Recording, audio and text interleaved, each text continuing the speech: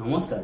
ফেটি liver এক আতংক সৃষ্টি কৰিছে আজিকালি দেখা যায়। কাৰণ কি মই যদি 10জন মানুহ মই থিয় কৰাই দিওঁ তাৰ পৰা এটা বা দুটা ফেটি লিভাৰ ওলাই পৰিব আৰু ফেটি লিভাৰ হ'লে কি এটা থিংকিং আহি যায় কিবা ডাঙৰ এটা আমাৰ হৈ যাব নেকি।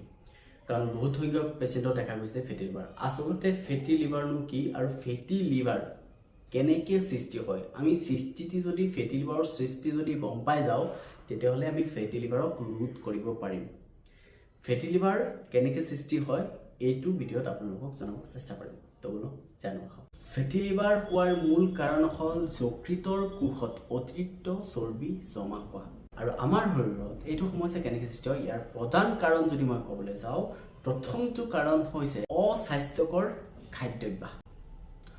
অত্যাধিক মছলাযুক্ত খাদ্য খোৱা, অত্যাধিক চৰ্বিযুক্ত খাদ্য খোৱা, তেলে ভজা বস্তু খোৱা, অত্যাধিক কাৰ্বহাইড্ৰেট যুক্ত খাদ্য খোৱা, যেনে বহুত বেছি চেনি খোৱা, বগা চাউল খোৱা, ময়দা জাতীয় বস্তু যেনেকৈ বিস্কিট আদি বহুত বেছি পৰিমাণে খোৱা। তো তেনেকুৱা ধৰণৰ খাদ্য বস্তু বেছি খালে শৰীৰত অতিৰিক্ত কেলৰি জমা হয়। এতিয়া যদি কওঁ কেলৰি, এজন মানুহৰ প্ৰাপ্তবয়স্ক মানুহৰ গোটেই দিনটোৰ কাৰণে কিমান কেলৰি লাগে, ধৰি লওক 2000 পৰা 2500 কেলৰি এটা এডাল্ট মানুহৰ লাগে।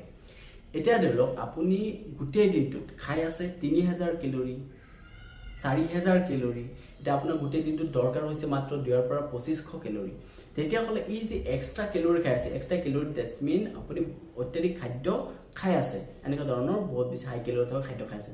তো সেই এক্সট্ৰা যিখিনি কেলৰি আছিলে এইখিনি কি হ'ব, কাৰণ 2000 কেলৰি আপোনাৰ গোটেই দিনটোত খৰচ কৰিলে আৰু যিখিনি এক্সট্ৰা কেলৰি থাকিলে 1500 কেলৰি থাকিলে, 1000 কেলৰি থাকিলে, সেইখিনি কি ফেট হিচাপে জমা হয়। ক'ত ক'ত জমা হয়? প্ৰথম জমা হয় লিভাৰৰ ওপৰত জমা হয়, তাৰপিছত বেলি পেটত এনেকৈ অংগত জমা হয়। তো তাৰ ফলতো কি হয় যে ফেটি লিভাৰ সৃষ্টি হয়। দ্বিতীয় নাম্বাৰটো হ'ল অত্যাধিক মদ্যপান।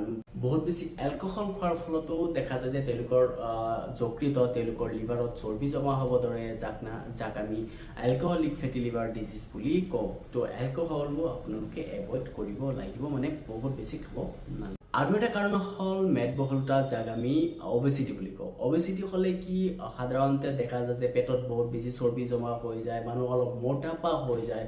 আৰু যেতিয়া অলপ মোটাপা হৈ যায়, পেটত বহুত বেছি চৰ্বি জমা হৈ যায়, যকৃত লিভাৰৰ ওপৰতো চৰ্বি জমা হ'ব ধৰে, আৰু সেই চৰ্বিটো আমি জানো ফেটি লিভাৰ ডিজিজ।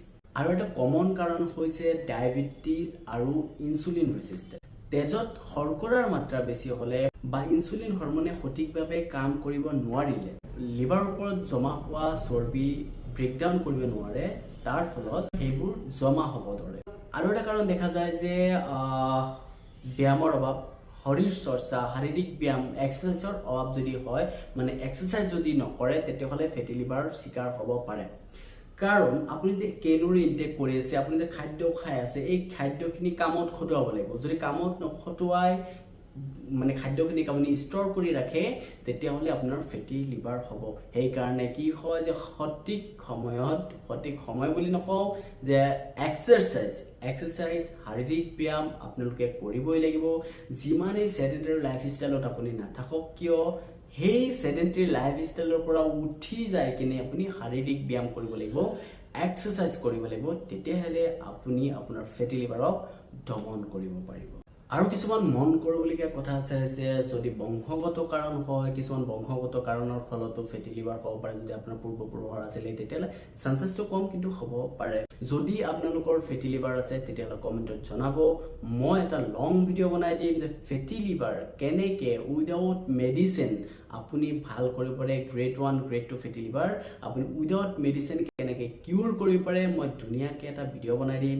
অলৰেডি ফেটি লিভাৰৰ ওপৰত ভিডিঅ' বনোৱা আছে, কিন্তু মই আকৌ আপোনালোকৰ লগত ভালকৈ ডিপ ডিছকাছ কৰি এটা ধুনীয়াকৈ ভিডিঅ' বনাই দিম। এইটো ভিডিঅ'ত কমেণ্টত জনাব আপোনালোকৰ ফেটি লিভাৰ আছে নে নাই। যদি ভিডিঅ'টো ভাল লাগিছে এটা শ্বেয়াৰ কৰি দিব, ইউটিউব চেনেল ছাবস্ক্ৰাইব কৰিব, এনেকৈ বেষ্টক ফ'ল' কৰিব পাৰে। ধন্যবাদ।